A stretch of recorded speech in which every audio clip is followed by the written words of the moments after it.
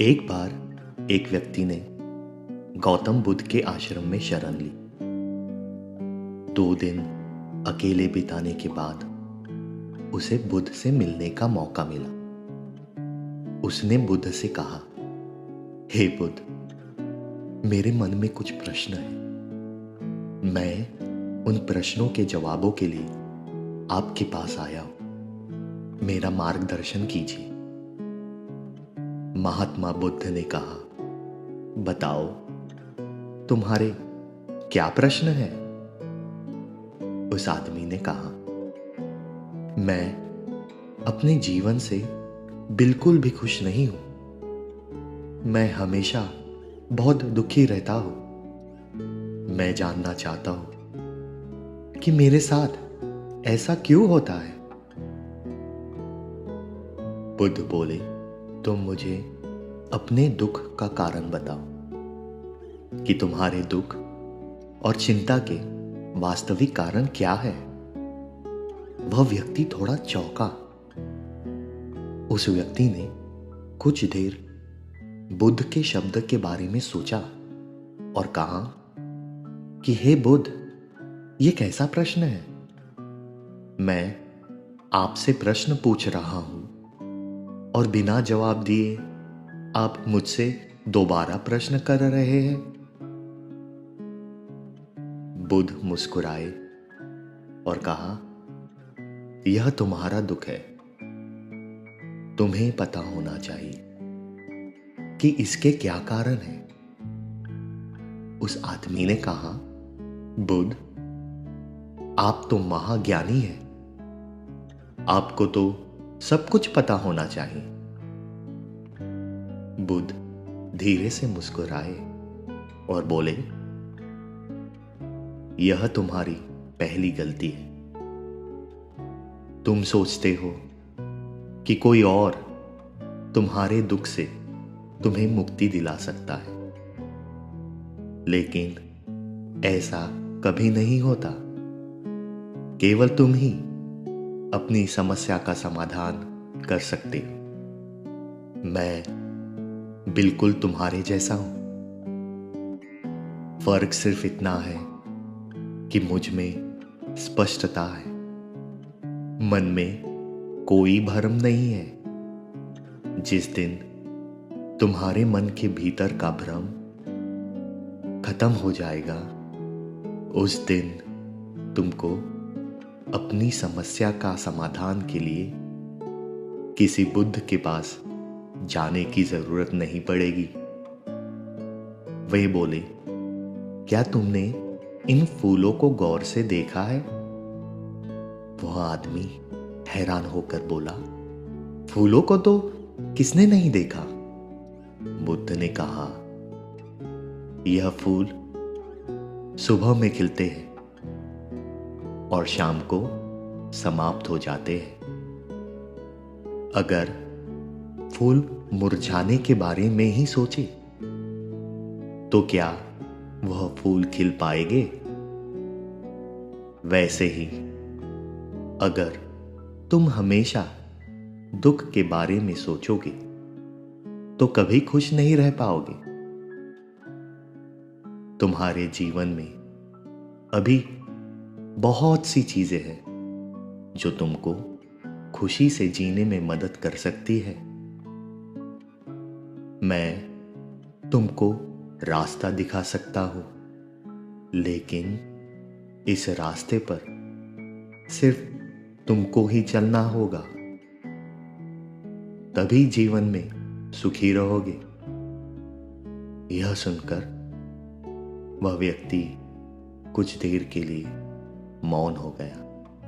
कुछ देर सोचते हुए उसने कहा, लेकिन बुद्ध, मुझे एक बात समझ नहीं आ रही।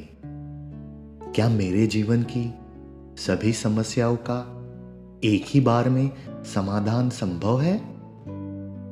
बुद्ध बोले, अगर कोई तुम्हारे पास आए और कहे कि एक दिन बाद तुम्हारी मौत हो जाएगी, तब तुमको कोई और समस्या याद नहीं आएगी, क्योंकि उस समय तुम केवल जीवन के परम सत्य के बारे में सोचोगे, जो कि मृत्यु है।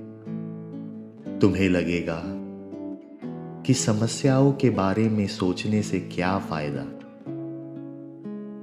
तुम यह भी सोचोगे कि इस जीवन का कितना समय तुमने सिर्फ समस्याओं की चिंता में व्यर्थ कर दिया। हम कभी नहीं सोचते कि यह जीवन क्षणभर है, अस्थायी है। हमारी इच्छाएं इतनी प्रबल हो जाती है कि हम अपने जीवन को अमर मान लेते हैं। जीवन में सुख दुख स्थायी नहीं होते। इस सुख दुख का कारण हमारे कर्म और हमारे विचार है। वह आदमी ध्यान से बुद्ध की बात सुन रहा था। उसने कहा, तो क्या मैं हमेशा यही सोचूं कि मैं मरने वाला हूं? क्या इससे मेरी समस्याओं का समाधान होगा? बुद्ध ने कहा, नहीं, ऐसा कभी मत सोचो। सोचो, इस संसार में मेरा अस्तित्व अनिश्चित है और जब तक मैं यहां रहूंगा तब तक मैं सुख से रहूंगा। सोचो कि तुम्हारे पास अभी भी बहुत सी चीजें हैं जो तुमको खुश और प्रसन्न करती है। उनके साथ रहो, मन को ठीक करो और देखो तुम्हारे मन में कोई भ्रम तो नहीं है। जीवन के सारे दर्द के कारण है हमारी इच्छा। मन को वश में करो। मन को एक बालक की भांति सरल बना सको तो जीवन में शाश्वत सुख मिलेगा। उस आदमी ने पूछा, मैं मन को कैसे वश में कर सकता हूं? बुद्ध बोले, हमें सुख और दुख के बीच का अंतर जानने की जरूरत है। हमें समझना होगा कि मेरे लिए सुख क्या है और दुख क्या है।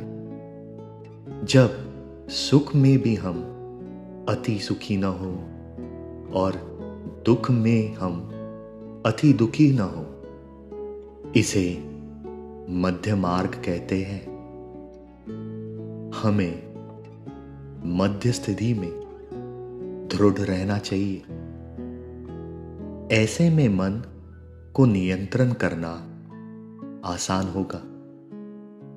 हमें विश्लेषण करना होगा कि मेरे दुख क्या है, उस दुख के कारण क्या है। जब अतः तुम इसका निष्कर्ष करोगे तो तुम पाओगे कि हमारे दुखों का कारण हम स्वयं हैं। मन हमेशा अपने आप को संभाल लेता है। इसीलिए यदि मन को वश में कर लोगे तो दुख समाप्त हो जाएगा। बुद्ध फिर उस व्यक्ति से कहते हैं, यदि तुम एक और काम कर सकते हो तो तुम देखोगे कि तुम्हारे जीवन में दुख हमेशा के लिए चला जाएगा। उस आदमी ने बड़े उत्साह से कहा, बुद्ध बताइए, मैं क्या करूं? बुद्ध ने कहा कि तुम अगले 2 दिनों तक किसी से बात मत करो। तुम आश्रम के एकांत स्थान पर अपने दुखों और उसके कारणों के बारे में लिखो। फिर अपने खुशी और उसके क्या कारण है रेखांकित करो। वह आदमी बुद्ध को प्रणाम करके आश्रम के एकांत कोने में चला गया। 2 दिन बाद वह बुद्ध के पास लौटा। बुद्ध ने कहा, पहले मुझे अपने दुखों के बारे में बताओ। उस आदमी ने पढ़ना शुरू किया। मेरे परिवार के सभी भाई रिश्तेदार अमीर हैं, लेकिन मैं गरीब। उन्होंने अपने जीवन में आय बढ़ाने के लिए नए व्यवसाय किए, मेहनत की। मैंने जिंदगी का ज्यादा समय सिर्फ मजा मस्ती करने में उड़ाया और मैं थोड़ा आलसी भी था। बस एक सुरक्षित काम के अलावा कुछ सोचा ही नहीं। तो मेरी कभी उतनी तरक्की नहीं हुई। मैं हमेशा अपने रिश्तेदारों से तुलना करता, जलता। यह मेरा दुख का कारण बनता। मेरे पड़ोसियों ने काफी पैसे बचाए, लेकिन मैं नहीं बचा सका। यह इसलिए क्योंकि मैं अपनी कमाई से ज्यादा खर्च करता और इस कारण कभी कभी मैं काफी तनाव में रहता। मैं बुरी संगत में लग गया। घर में मेरी सबसे पत्नी, माता पिता, बच्चों से लड़ाई होती। मुझे बहुत ज्यादा गुस्सा आता और मैं गुस्सा अपने परिवार पर उतारता। कभी तो यह भी लगता कि अगर मेरी पत्नी मर गई तो दूसरी शादी करूंगा। यह सब मेरी नकारात्मक सोच के कारण हुआ, जो धीरे धीरे मेरा स्वभाव बन गया। मैं दिन भर सुख की कल्पना करता, काल्पनिक सपने देखता। फिर मैं चिंता और शोक करता क्योंकि वे पूरे नहीं होते। मैं अपने दुखों को भुलाने के लिए हर दिन शराब पीता और दूसरों को जिम्मेदार मानता। ये मेरे दुख है और सब दुखों में मूल में मेरे कर्म और मेरे विचार हैं। इस बार गौतम बुद्ध मुस्कुराए और बोले, अच्छा, अब अपने सुखों की सूची बताओ। इस बार उस व्यक्ति ने बहुत उत्साह से कहा कि एकांत में रहकर जीवन के बारे में सोचकर मुझे अपने जीवन में पहली बार एहसास हुआ कि मेरी खुशी के कारण की सूची इतनी बड़ी है कि इसे पढ़ने में काफी समय लगेगा। बुद्ध मुस्कुराए और बोले, न केवल तुम्हारे लिए बल्कि अधिकतम लोगों के लिए यही लागू होता है।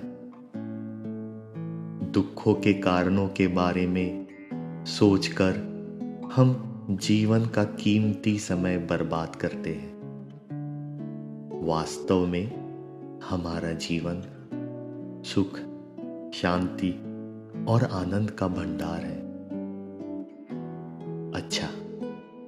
अपनी पूरी सूची नहीं पढ़ सकते तो बस कुछ पढ़ो। वह आदमी बड़े आनंद के साथ पढ़ने लगा। उसने कहा, मैं जीवित हूं, मैं स्वस्थ और बलवान हूं। मेरे पास मेरे माता पिता है, पत्नी है, बच्चे हैं। दुनिया के उन भाग्यशाली लोगों की तरह मेरे पास सबसे विशाल धन है, जैसे मेरे माता पिता का स्नेह, मेरी सुंदर पत्नी का प्यार, मेरे बच्चों की कोमलता और पिता होने का मेरा सुख। जब मैं घर आता हूं, मेरे बच्चों का स्नेह से मेरा जीवन में ताकत आ जाती है। सभी गमों को क्षण भर के लिए मैं भूल जाता हूं। मैं काम कर सकता हूं, स्वस्थ हूं। मैं कोई भी काम करके अपनी आमदनी बढ़ा सकता हूं। आपकी कृपा से मुझ में पैदा हुई मानवता के साथ एक खुशहाल परिवार का निर्माण कर सकता हूं। अब मैं अपनी बुरी आदतों को छोड़कर आपके बताए मध्यम मार्ग पर चलकर सुख और शांति से जीने की कोशिश और शुरुआत कर सकता हूं। जब तक मैं अस्थायी रूप से इस पृथ्वी पर हूं, मैं जीवन के सत्य को जानूंगा, स्थिर मन से स्वयं को जानूंगा और मानवता से जीवन व्यतीत करूंगा।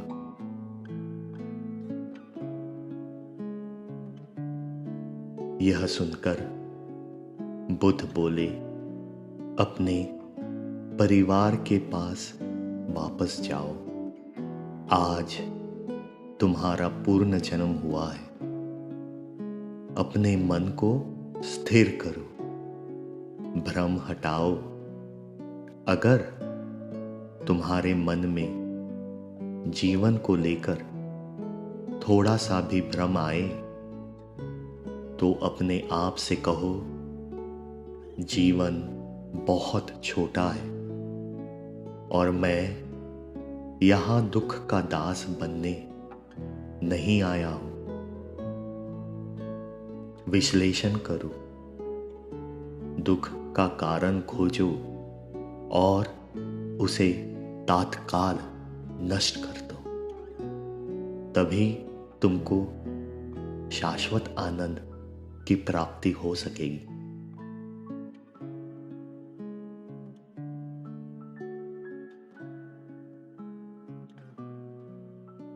बुद्ध अपनी सोच और कर्म के ऊपर काम करने की बात करते।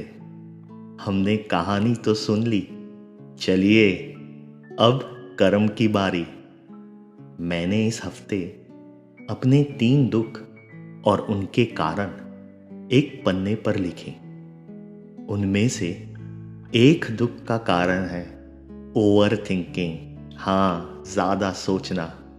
अब मैं अपने दुख के कारण का नाश करने में लग गया हूं। अब आपकी बारी। आप भी अपने कुछ दुखों और उनके कारणों की सूची बनाएं और उसका सलूशन लिखकर जेब में रखिए।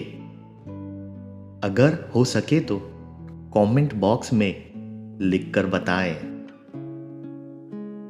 दोस्तों, अगर आपको हमारा वीडियो पसंद आया तो इसे जरूर लाइक और सब्सक्राइब कीजिए। ज्ञान बांटने से बढ़ता है। आप भी अपने जानकार लोगों के साथ यह कहानी बांटने का अच्छा कर्म करें, ताकि वो भी अपने जिंदगी में सकारात्मक बदलाव ला सके। अपने जीवन का घड़ा ज्ञान से भरते रहें। यही आपको सुख के मार्ग पर ले जाएगा। पेबल्स ऑफ विजडम में हमारी यही एक छोटी सी कोशिश है।